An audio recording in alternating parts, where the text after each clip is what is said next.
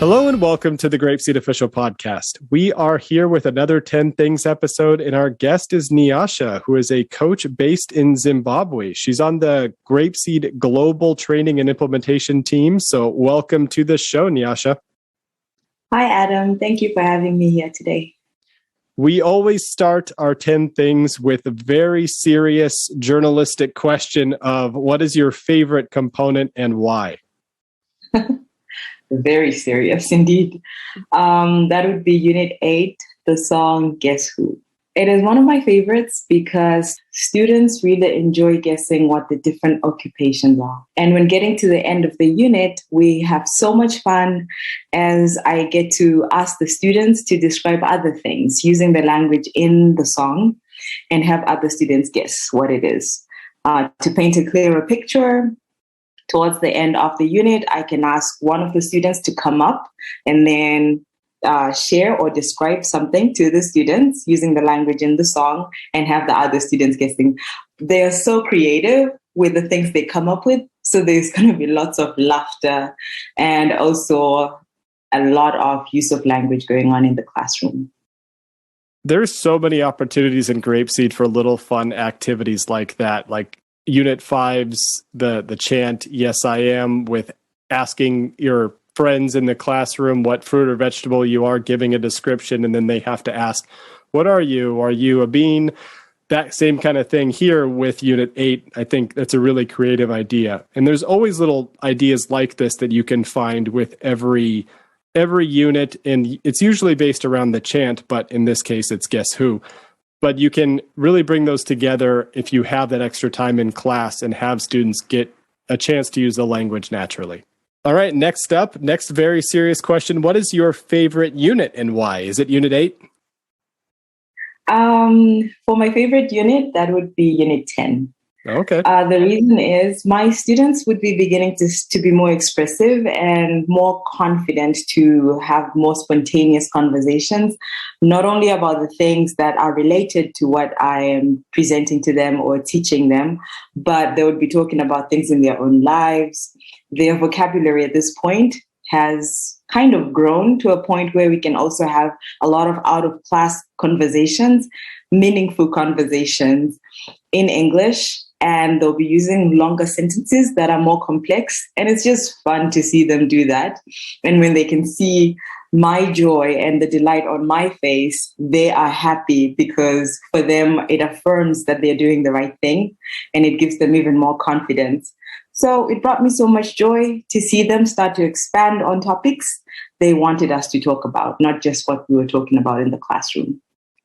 Excellent. And why is that in Unit 10? Because in Unit 8 and 9, students are getting why and because and learning how to use those, right? So you can really ask those follow-up questions to your students, give them an extra chance to expand upon what they're saying. So Unit 10 definitely is a great point of growth for students. Number 3, what is a cool thing you have seen in the classroom?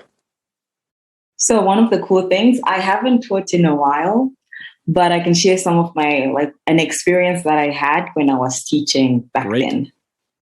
One of my shy students wrote a small note to me and brought it to the class, to the next class.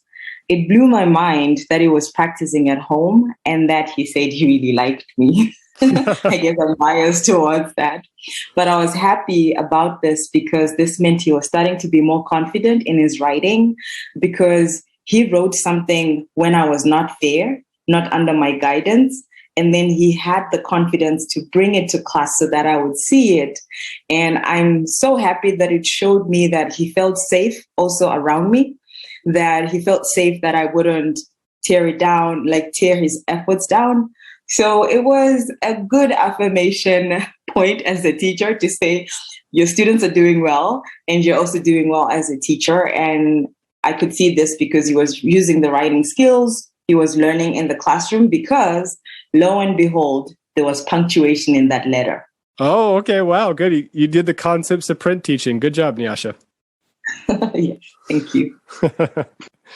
Next up, what is your favorite extra time activity to get kids using language from the components?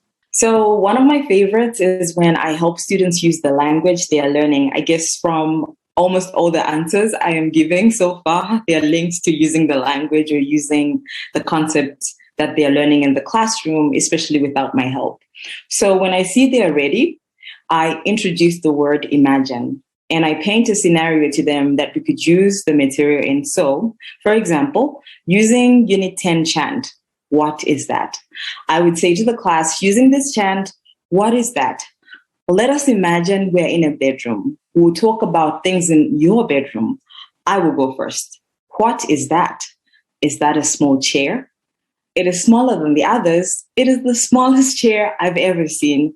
I will go tell my friend John. John would be a student, a real student in the classroom.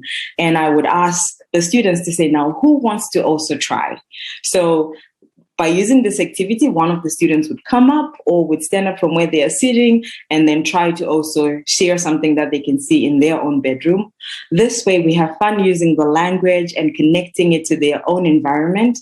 This would also help build their confidence so that they can try and use the language during other times than class time or in my classroom or with only the people that are in the classroom. This will bring their confidence to another level that they would be able to talk to other people about these things.